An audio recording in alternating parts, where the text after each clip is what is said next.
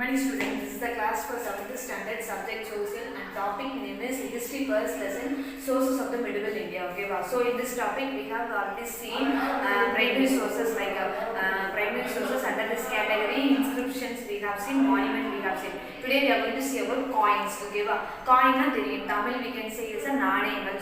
Okay, so the coins contain the pictures and legends, conveys the names of the kings with the titles and portraits, events, okay, places, dates, dynasties, logos. Okay, so in the coins, the coin itself tell about the king's names. Okay, they convey about the king's names and also with the titles and portrait. Portrait means pictures of the kings and also titles. What title they given to the kings. Okay, that also inscript on the coins. Okay, so events, places, dates and also dynasty, logos. Logo means ஒரு particular logo இருக்கும், அது வந்து kings கொடுத்திருப்பாங்க. ஓகேவா?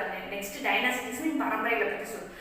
இது எல்லாமே contain பண்ணதா எதுல கண்டெயின் ஆயிருக்கும்னா கன்வே இருக்குன்னா காயின்ஸ் வந்து கன்வே பண்ணும் அப்படினு சொன்னாங்க. ஓகேவா? Next and composition of metals in coins gives informations about economic conditions of the empire. ஓகேவா?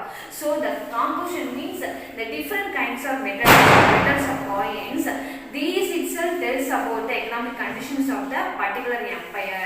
Particular empire means the kings and the rule பண்ணக்கூடிய place பத்தி சொல்லுவோம் அப்படின்றாங்க. ஓகேவா? Next the mentions of the king's achievements. ஓகேவா? So some coins tells about the achievements of the kings like military conquest and territorial expansions and trade links and religious faith, and these things will be found in the coins. ஓகேவா? military conquest and military wars. Okay, that also conveys in the prescribed in the coins. Okay, next territorial expansion means any places will be added to the particular king's place, that is also mentioned in the coins. Okay, so trade links, what are the trade links they contact. Okay, and also religious faith. Okay, some kind of kings they will inscribe okay, some particular god. Okay, in Hindu or anything. Okay, but that also will be prescribed on the coins. Okay, so these informations contain, we can see it in the coins.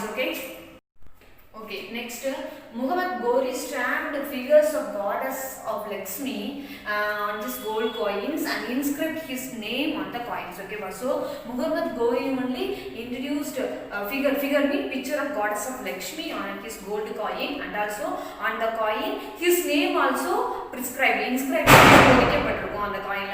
Okay, so this gold coin tells about the Turkish invaders and also liberal religious outlook. Okay, so these things only, this gold coins only telling about the invaders of Turkish, about the religious outlook. Okay, next copper jewels tells about the study of period of Delhi Sultanates.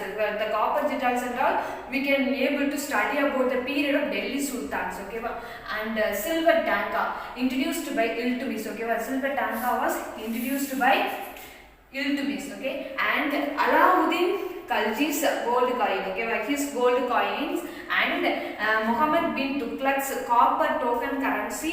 Okay, these coins and all tells about the economic prosperity or country of the time. Okay, but these things only telling about the economic conditions of the particular empire and also country of the time. Okay, what kind of time they had.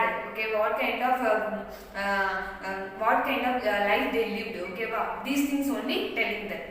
Okay, next one is jidal contained 3.6 grain of silver. Okay, so one jidal means is contain of 3.6 silvers. Okay, grains of silver. After that 48 jidals are equal to 1 silver tanka. Okay, these are the coins. Okay, so 48 jidals சேர்ந்ததுனா எதுக்கு equal ஆனது? ஒரு silver tanka க்கு equal ஆனது. Okay, thank you students.